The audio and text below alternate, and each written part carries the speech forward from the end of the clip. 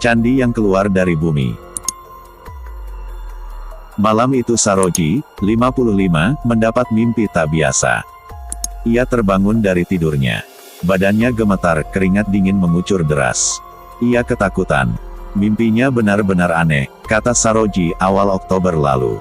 Sehari-hari, Saroji bekerja di unit pelaksana teknis daerah Dieng. Selain menjaga parkiran, ia juga membuat minuman Purwaceng dalam kemasan. Ia asli Dieng yang paham betul karakter daerah itu. Ia adalah penemu candi baru di kawasan Dieng tersebut. Candi baru itu ditemukan pada tanggal 22 September tahun 2013. Sebelum menemukan candi baru, ia bercerita, dirinya mendapat bisikan gaib. Dalam bisikan itu, ia diminta untuk mendaki Bukit Pangonan. Bukit ini letaknya tak jauh dari kompleks Candi Arjuna. Berada di ketinggian 2.500 meter di atas permukaan laut, kata bisikan itu, ada sebuah candi yang minta digali. Benar saja, di daerah itu ternyata ada sebuah candi baru yang kini dinamakan Candi Wisanggeni. Tak jauh dari Candi Wisanggeni, menurut bisikan yang sama, juga ada sebuah situs baru di ketinggian 2.400 meter di atas permukaan laut. Dari bisikan yang diterimanya, Saroji harus menggali sedalam 1 meter. Penggalian itu membuahkan hasil. Bisikannya tepat, ternyata tempat yang ditunjukkan persis seperti di dalam bisikan, katanya. Ia menambahkan, sejak pertama menerima bisikan gaib itu, makin kesini makin kuat suaranya dan makin sering. Bisikan itu langsung mengarahkan Saroji untuk menuju ke arah tertentu dari Gunung Pangonan. Total ada 1 candi dan 4 bangunan yang diperkirakan sebagai padepokan Hindu di masa lalu. Menurut dia, candi-candi baru mulai bermunculan meski sebelumnya penduduk setempat tak melihat keberadaan candi tersebut. Tak mudah mencapai Bukit Pangonan. Selain harus mendaki perbukitan, di sisi kanan dan kiri juga terdapat jurang. Namun saat ini penduduk setempat sudah membuat jalur baru yang relatif lebih mudah dijangkau. Pemandangan di atas bukit memang berbeda dibanding bukit lain di Dieng, seperti Bukit Prau atau Sikunir yang lebih dulu kondang dibanding Bukit Pangonan. Di bukit ini, orang bisa melihat matahari terbenam dan terbit sekaligus. Ada juga pemandangan Telaga Merdada dari atas bukit. Selain itu ada hamparan padang savana yang mencapai 10 hektar. Wakil Bupati Banjarnegara yang menjabat pada waktu itu, Hadi Supeno, mengatakan penemuan situs baru itu tergolong aneh. Mengapa dari lahan seluas ini mereka langsung menuju 1 titik, katanya.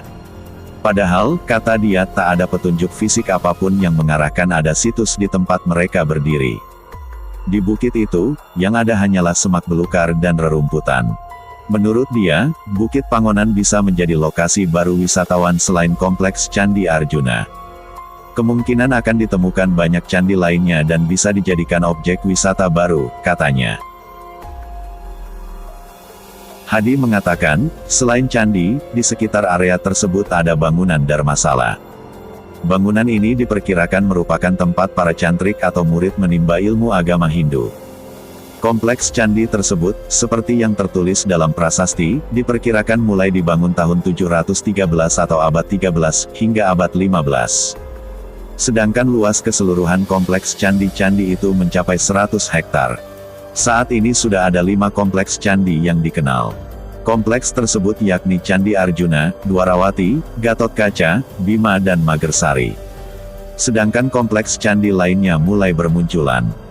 Kepala Seksi Purbakala dari Balai Pelestarian Cagar Budaya Jawa Tengah pada masa itu Hutomo, mengatakan, Candi di Dieng merupakan candi Hindu tertua di Nusantara. Candi di Dieng bukan untuk pencitraan atau kemegahan, tapi khusus untuk peribadatan, katanya. Ini berbeda dibanding Candi Borobudur dan Prambanan. Itulah mengapa candi di Dieng bentuknya sederhana, namun terletak di lokasi yang sangat spesifik.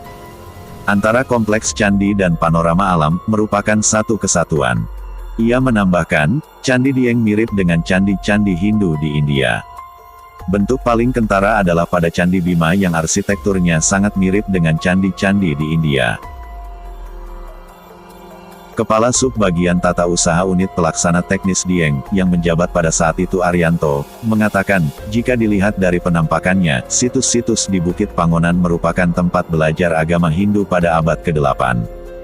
Dari hasil observasi sementara itu seperti tempat belajar agama, mirip Dharmasala tapi itu bukan candi jika melihat dari struktur pondasi batu, katanya. Situs tersebut memiliki lebar 3 meter dan panjang 4 meter dengan kedalaman sekitar 1,5 meter. Menurut dia, di Bukit Pangonan kemungkinan masih banyak situs-situs lain. Arkeolog dari Balai Budaya Cagar Budaya, BBCB, Jawa Tengah Winda Artista Harimurti pada waktu itu mengatakan, dilihat dari bentuknya, bangunan kuno tersebut memang menyerupai sebuah candi. Selain ada wujud kala di pintu depannya, bangunan kuno tersebut juga menyerupai bangunan candi-candi Dieng. Ketua Kelompok Masyarakat Sadar Wisata Dieng Pandawa pada masa itu Alif Fauzi mengatakan, di Bukit Pangonan kemungkinan masih akan banyak ditemukan situs-situs lain, karena di bukit tersebut masih banyak ditemukan batu-batu seperti candi. Mungkin bisa lebih banyak lagi, masih banyak ditemukan batu-batuan, katanya. Sedangkan lokasi situs ini berada di lereng yang agak curam, sebagian situs juga sudah rusak karena di pinggirnya agak longsor akibat struktur tanahnya yang sudah melorot. Besarannya kira-kira sama seperti candi yang ada di Kompleks Arjuna. Selain ancaman longsor, situs candi di Dieng juga tak luput dari ancaman pencurian. Ia mengatakan, penanganan situs Dieng lebih tertata dengan baik saat masih zaman Orde Baru. Waktu zaman Pak Soeharto, lahan yang ada situsnya tidak boleh dibangun rumah. Bahkan petani ditransmigrasikan agar tidak membuka lahan untuk pertanian, katanya. Namun sejak zaman reformasi, petani yang tak mempunyai lahan beramai-ramai membuka lahan untuk pertanian kentang. BP3 Jawa Tengah sendiri memperbolehkan tanahnya digarap warga dengan ketentuan tanah itu tidak ada situsnya. Warga diberikan tanah kaplingan seluas 20 x 20 meter untuk membuka lahan pertanian. Saat ini oleh warga lahan tersebut digunakan untuk menanam kentang. Menurut dia, banyak lahan pertanian yang di luar zona situs justru ditemukan bebatuan bekas candi. Ia menghitung ada seratusan bekas lokasi candi yang saat ini sudah berubah menjadi pemukiman warga dan lahan pertanian. Bahkan candi banyak terserak di lahan pertanian akibat disembunyikan oleh warga pada saat Islam menghancurkan peradaban Hindu di Dieng, katanya. Akibat penghancuran itu, banyak patung yang tidak memiliki kepala. Atau jika ditemukan, patung kepala itu terserak di bagian lain kawasan. Petani, kata dia, sering menemukan potongan patung saat mencangkul lahannya dan diserahkan ke BP3 dengan imbalan sembako. Dari ratusan bekas candi itu, kini tinggal 9 candi yang masih berdiri tegak. Padahal, di dekat Watu Kelir Desa Dieng Wetan, dirinya pernah menemukan tumpukan bebatuan bekas candi yang sudah rusak. Di tempat itu dahulu kemungkinan ada 2 candi yang berdiri. Persoalan lainnya, kata dia, dari sekitar 84 hektar luas lahan situs Dieng yang masuk daerah itu, baru 37 hektar lahan yang sudah disertifikasi Balai Pelestarian Peninggalan Purbakala Jawa Tengah. Total luas lahan mencapai 380 hektar yang terbagi di 2 kabupaten yakni Banjarnegara dan Wonosobo. Alih fungsinya cukup tinggi menjadi lahan kentang sehingga menyulitkan untuk dilakukan proses sertifikasi, katanya. Penemuan banyak artefak candi juga dibenarkan oleh Mukson, pengelola Museum Kailasa Dieng, pada saat itu. Selama ini penemuan artefak di ladang pertanian biasanya diserahkan ke pengelola museum ini. Kesadaran petani saat ini sudah bagus, mereka akan menyerahkan benda bersejarah itu ke museum, katanya.